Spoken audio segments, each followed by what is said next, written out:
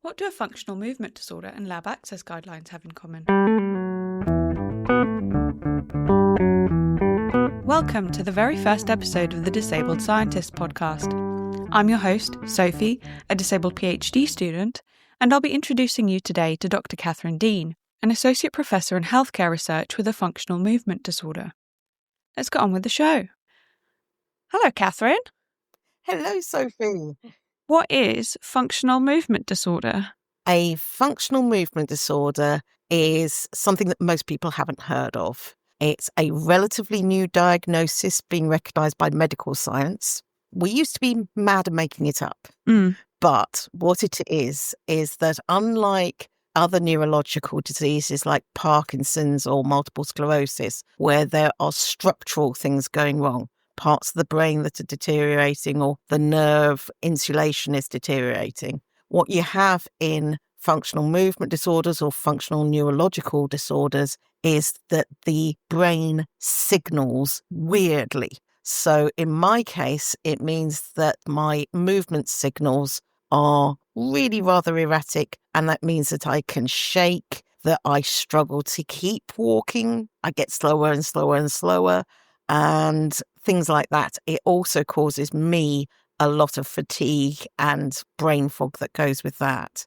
Other people end up with functional seizures, can have sensory loss, can have other movement problems, etc. So it's a very wide-ranging diagnosis at the moment, and it's really only been formally recognised by the medical profession for less than 10 years.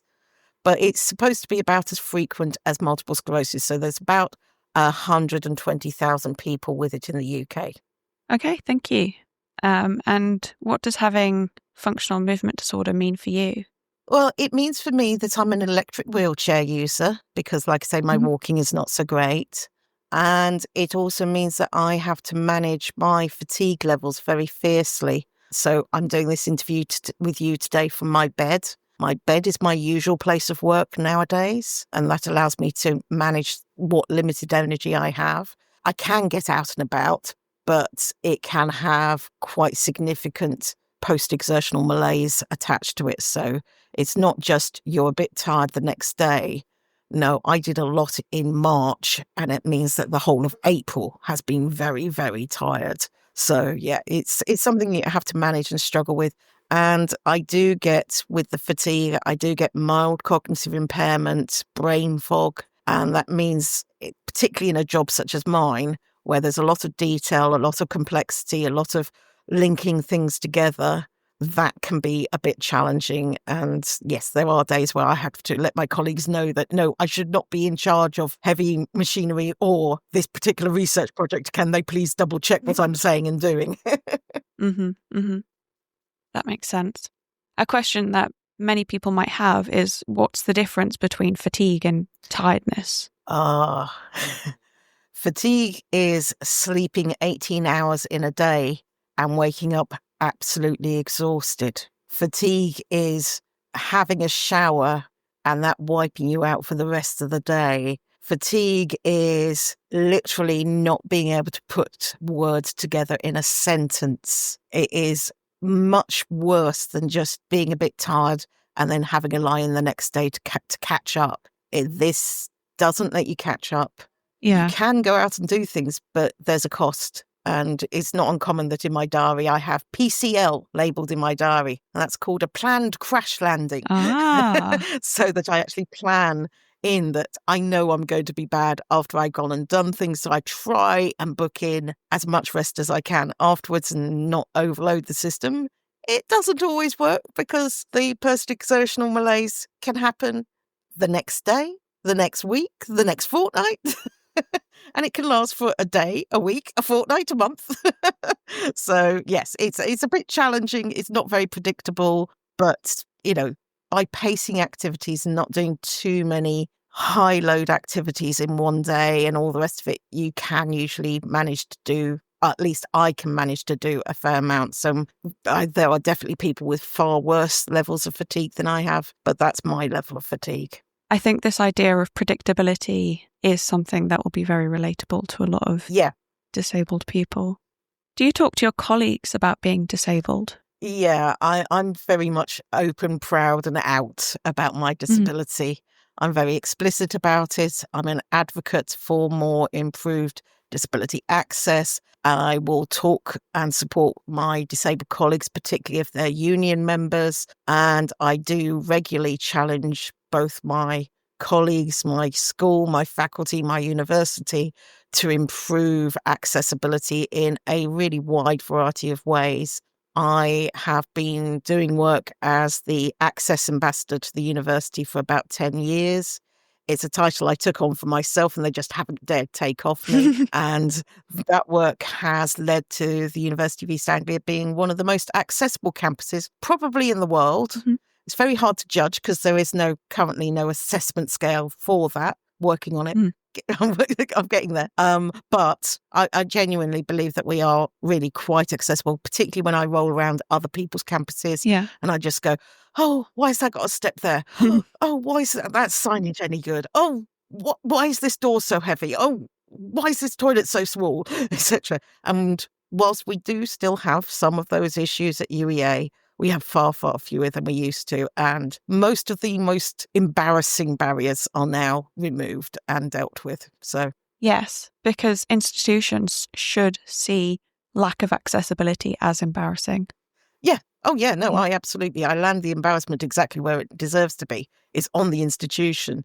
It's had 30 years since the legal requirement of the Equalities Act 1995, which was then rolled into the Equalities Act 2010, virtually unchanged, certainly in terms of what institutions ought to be doing.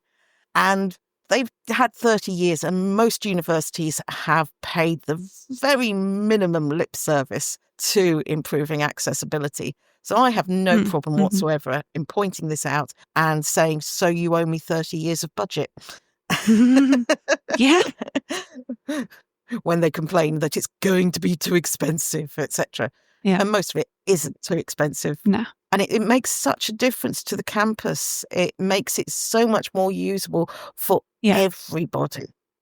So your main role is Associate Professor in Healthcare Research? Yes. So I almost have two parts to my job. The Associate Professor in Healthcare Research is what I would call the conventional healthcare researcher. I do research on the management of long-term conditions and disabilities. I co-create interventions with the patients in order to help them stick to the diet, take the pills, do the exercise, and basically manage the anxiety and depression gremlins that go so often with these long-term conditions, and to optimize their well-being and quality of life. So that's the sort of the official bit that the university likes to recognize. The less official bit is that Access Ambassador role, and that I have managed to get the university to allocate time to it. I get a day a week to do that role, which has been incredibly important in allowing me to go and do really creative things. So I have worked with Greater Anglia Rail to design their railway carriages. I've worked with the castle, and that's going to now have a highly accessible changing place toilet with a bench and a hoist, and it's going to have a lift that gets you all the way up to the roof as a wheelchair user, which is going to be brilliant. I've worked with loads of theatres, Winchester Planetarium and Science Centre, a roadworks ramps manufacturer, the Wellcome Trust, you name it, I've probably worked with them. And that has given me a real breadth of experience as to the practical application of how do we make this stuff accessible? How does it work in practice? And all of that has then started to lead into, I suppose, what the university would regard as legitimate work, i.e. funded research again, because all the funders have suddenly woken up to the fact that EDI is absolutely critical to quality research, and that the culture that we currently have research in is pretty toxic and very poor on EDI. And so we are now getting research money to genuinely research how to create interventions, so training and support and mentorship and what sort of flexible monies that we need to genuinely make research accessible, both to the research teams and to the research populations that are going to be involved in the research. And that's incredibly exciting. And to say that the money is coming in is an understatement. In the last year, I've managed to bring in £9.5 million worth of grant income that has an EDI tag to it. That's a lot. That is a huge amount. It's about 8% of the university's grant income for the last year. 8%. Yes. That's amazing. So taking us on to the Access All Areas Lab Access Guidelines, just the work that first brought you to my attention, how did they come about? So this was a serendipitous project. This came about because of my Access Ambassador role. The Catapult Cell and Gene Therapy guys came and talked to me and said, we're refurbishing some labs in Edinburgh University and we're wanting to make some of them really highly accessible because we think that's an important thing to do. We are set up to be the interface between academia and industry. We think having a gold standard accessible lab as a exemplar lab would be really brilliant. Oh, by the way, it's a clean room pharmaceutical grade lab. So no challenge there whatsoever. And so I gave them a few ideas and they went away, put out a call saying we need contractors to build this lab for us and got 0 responses because all the contractors came back to them and said, we don't have enough knowledge about accessibility. So Catapult then came back to me and said, Katherine, help!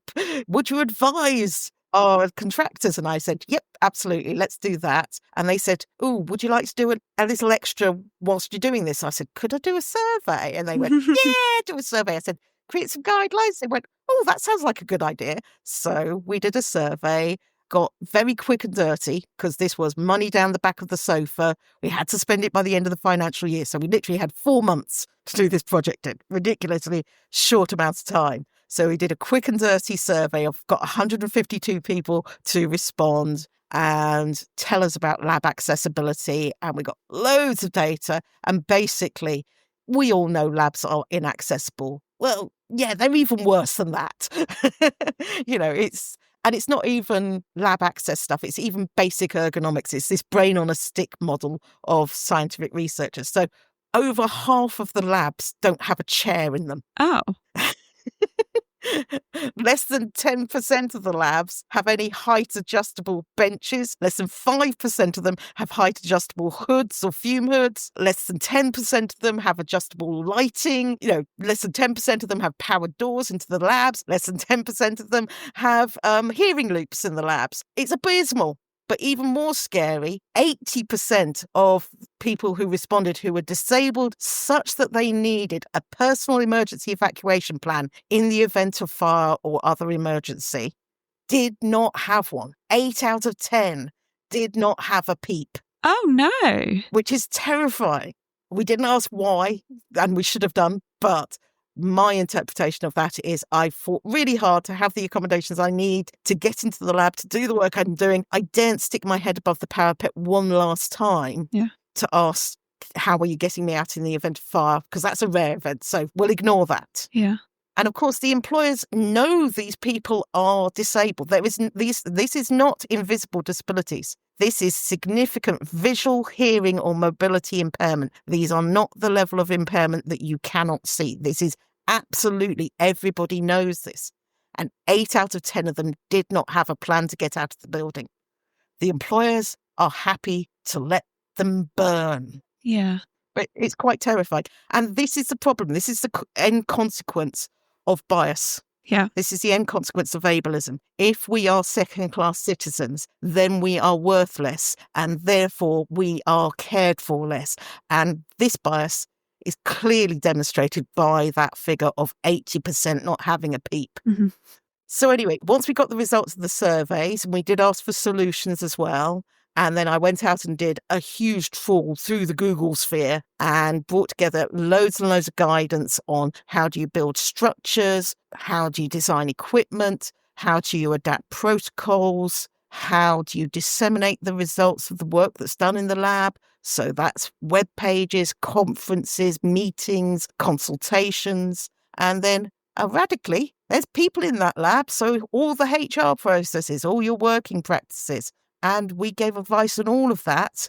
Mostly it's poached from other people's guidelines and just brought together in a pan-disability, social model informed, very positive, very aspirational model of, everybody should be able to get into these labs. Here's some really practical ideas, solutions, and principles. And by the way, this is legally required. Yeah. And so we've created those guidelines. And I'm really pleased to say that they've been used quite a lot of times already, and they are informing learned societies, their guidance that they're starting to give out. The funders are starting to wake up to the fact that, when they give out funding to research projects, the research projects ought to be done in accessible environments, because otherwise they're funding bias. And so we are starting to see a shift. We're starting to see a shift. It's starting to happen. That's good. It's one of those things where it's like, great that stuff's happening. Why is it only happening now? Yeah. What are you working on next with the access guidelines? So the next thing we're doing is we're going to create access assessments. Mm-hmm. So we're going to assess how accessible is your lab, and we're going to create an assessment. And we've got 17 partners on that project, which is amazing, including funders and learned societies.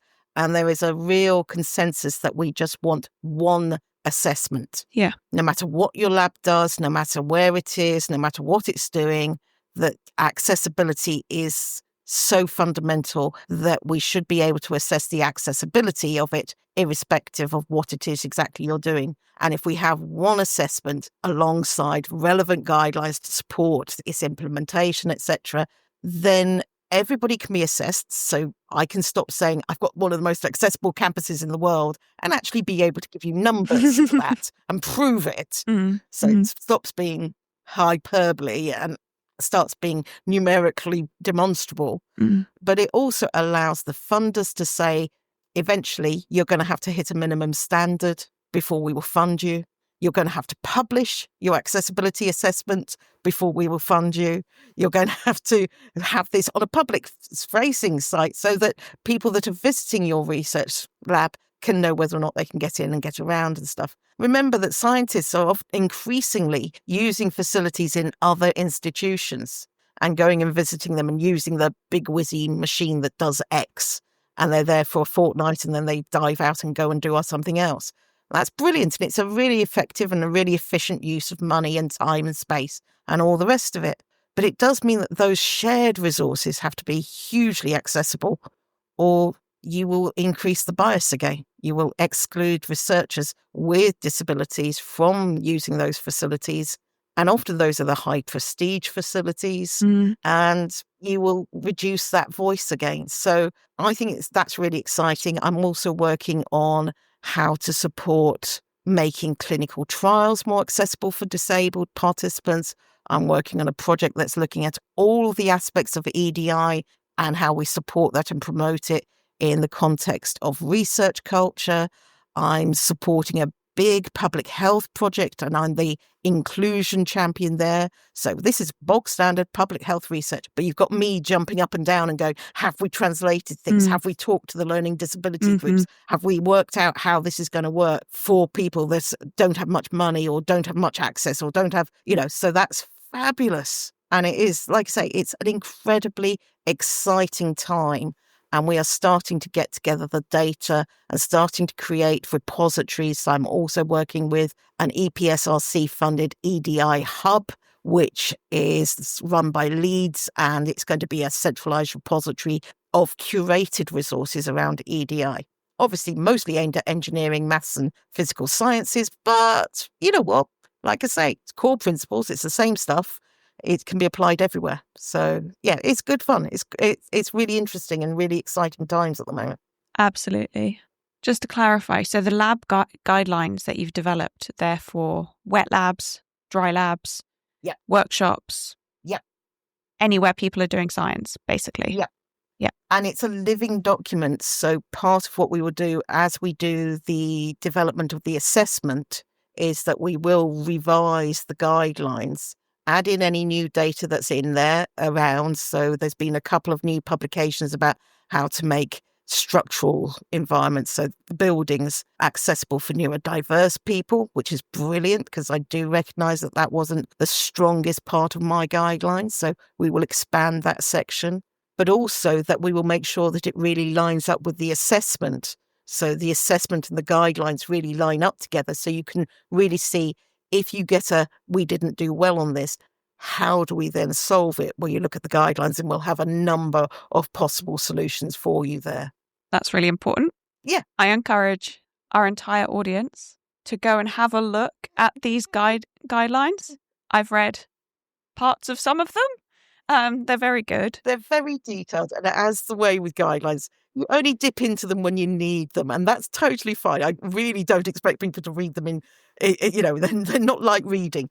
But if you are refurbishing a lab, buying a new piece of equipment, thinking about a new protocol, teaching practice, anything, have a look at those. And if you're organising a conference, it does have guidance on how you organise an accessible conference and things like that. So yeah, you're very welcome to look at those. Thank you so much. On that important note, I think we've come to the end of our interview. No worries. Thank you for joining me. Thank you. I hope that was as interesting for you, listeners, as it was for me. I'd like to thank Dr. Katherine Deane once again for coming to speak with me today, as well as for the work that she has been doing more widely to improve access for disabled people. The lab access guidelines discussed in the show can be found at accessingbrilliance.org. The Disabled Scientist podcast is on Blue Sky at disabledscientists.com, and I can also be contacted by emailing contact@disabledscientists.com. Thanks for listening. Bye!